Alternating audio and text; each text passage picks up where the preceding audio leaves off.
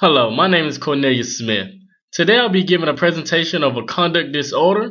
I'll give you an explanation, a brief history, and the diagnostic criteria of this disorder.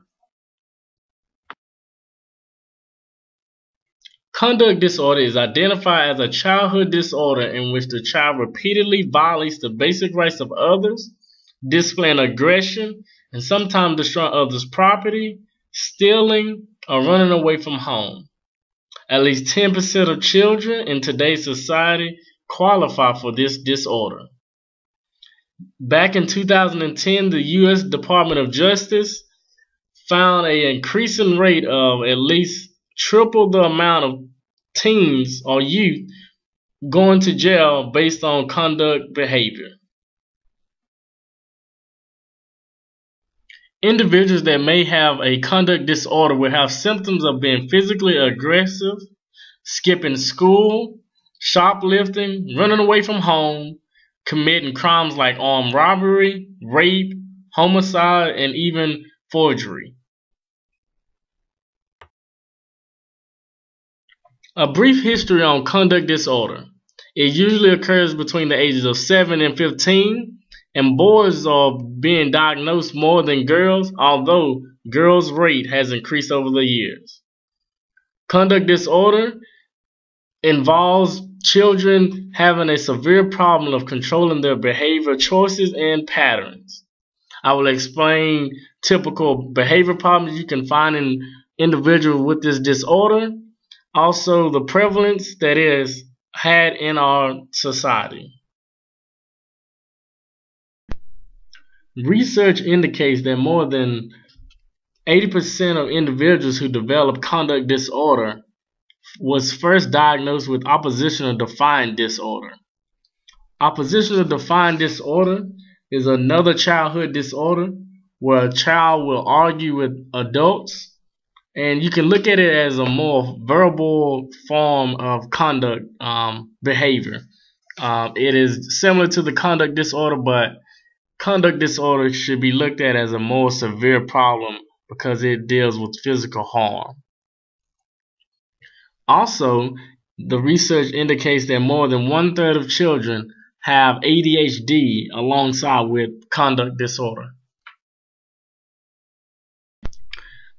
The behavioral problems that can be seen from an individual with conduct disorder can take a form of overt destructive or overt non-destructive.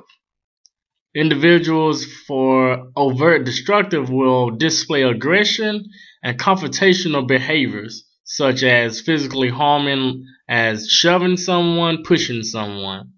Overt non-destructive is the opposite and it's a milder form of behavior. It is dominated by openly offensive but non-confrontational behaviors, such as lying. Two other behavior patterns that can be seen in conduct disorder are covert destructive and covert non-destructive. Covert destructive is a secretly destructive behavior like violating other people's property or setting someone's house on fire. The opposite of that behavior problem is covert non-destructive, where you secretly commit non-aggressive behaviors like truancy and other behaviors similar to that. Researchers have found many causes of conduct disorder to be linked to genetic factors, biological factors, drug abuse, poverty, trauma, community violence, peers, parent-child relationship, family or marital conflict, and family hostility. Researchers will look at the biological factors of maybe you're born with tendencies to be more prone for aggression, or it looks at the societal influences of your environment, your culture, your community violence. If you see it, then you will be more prone or susceptible to want to act in that same way. And also it looks at the environmental influences, your environment. You've heard of the saying, you are a product of your environment. And this can be true if a teen or a child chooses that path.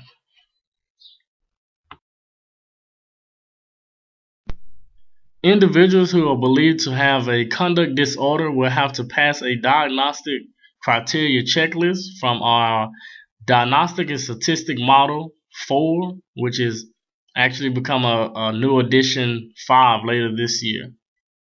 The first symptom on the checklist will be a repetitive or persistent pattern of behavior in which the basic rights of others or major age-appropriate societal norms or rules are violated. The second one on the list is at least 3 of the following features are present in the past 12 months, or at least 1 in the past 6 months. It will occur to be frequent bullying or threatening others, provoking physical fights, using dangerous weapons, physically being cruel to people and animals, setting fires, forcing someone into sexual activity, stealing while confronting a victim, running away from home, frequent truancy from school, and staying out past curfew before the age of 13. Also breaking into homes, buildings, and cars. And the last checklist symptom will have to be having some type of significant impairment. Individuals who meet this criteria will be qualified and diagnosed as having a conduct disorder. For our research paper and presentation, we had to formulate a case scenario where we could potentially, as future therapists, be put in a situation where we have to diagnose a patient. My case scenario is Jim, a 10-year-old boy, lives with his mother and stepfather. The family has recently moved away from the town where his father lives. Over the next year, Jim's stepfather gets mad at him for taking money out of his wallet, setting fires, and staying out late at night without permission. 2 days before a suicide attempt, Jim cried on the phone with his father, saying how much he missed his father and wished he had not moved away. He told his father that he hated and feared his stepfather. So with just looking at that scenario and analyzing it, Jim has shown signs of having a potential conduct disorder. He showed different patterns of overt and covert non-destructive behavior and destructive behavior of stealing money, which I'm sure occurred with lying, which will be a overt non-destructive behavior. Staying out late, which is another symptom of conduct disorder, especially with his young age of just being 10 years old. Taking money out of his stepfather's wallet, and planning to commit suicide. With the symptoms prolonging for more than a year, Jim could actually be qualified to have a disorder with it being present for at least 6 months with at least 1 symptom. The conduct disorder, there are options to eliminate or to lessen the severity of the problem and get our children back on the right path to success. Treatment options are social cultural treatment, child-focused treatment, and prevention treatment. The social cultural treatment focuses on the parent and child and their interaction.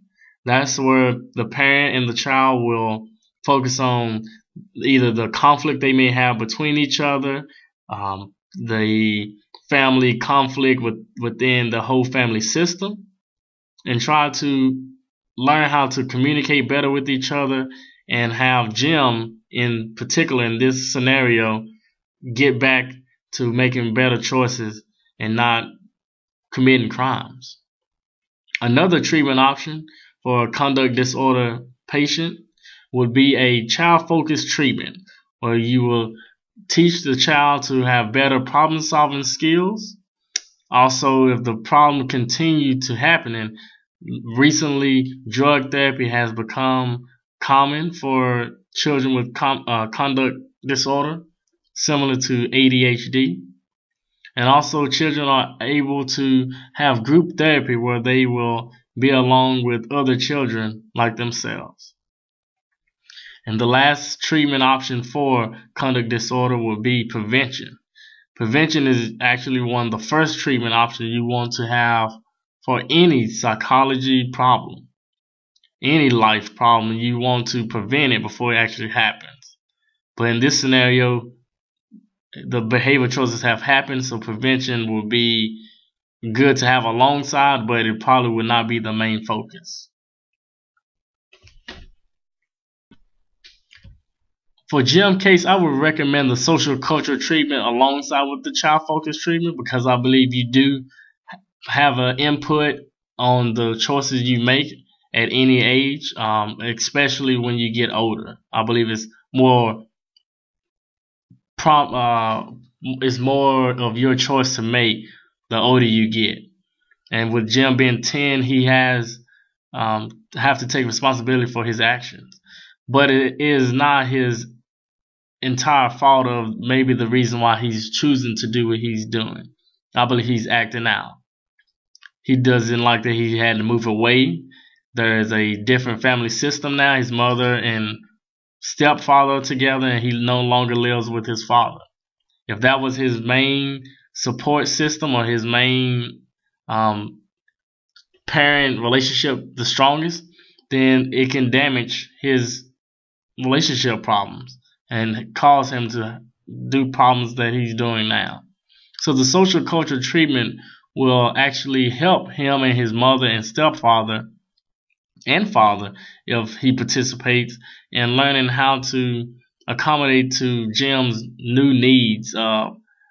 Maybe feeling abandonment or lonely or any other behavior or feelings he may be having. The child focused treatment will help Jim learn better problem solving skills and get him to understand there are other ways to your anger, other ways to your loneliness.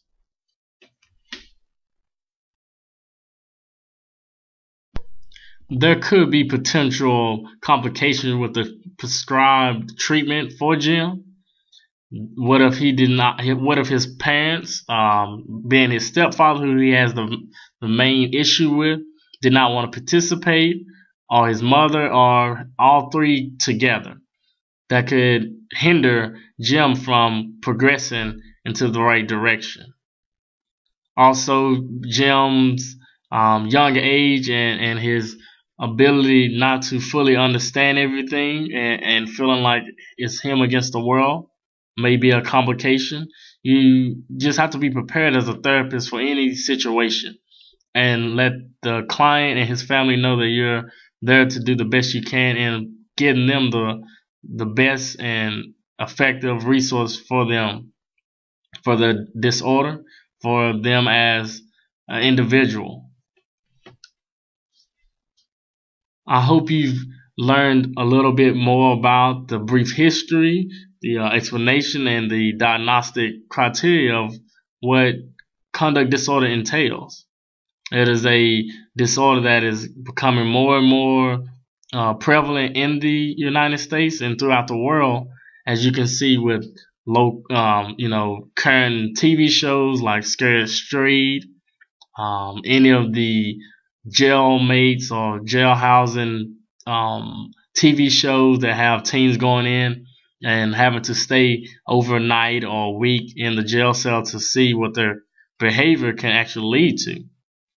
Conduct disorder can lead, and I believe will lead, to nothing but destructive behavior and behavior or destructive patterns.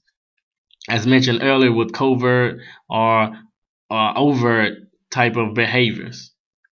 We do not want this for our world, and as a therapist and as just a human being, I will work my way into making sure everyone gets the appropriate resource and treatment that there is out there. Thank you for listening to this presentation.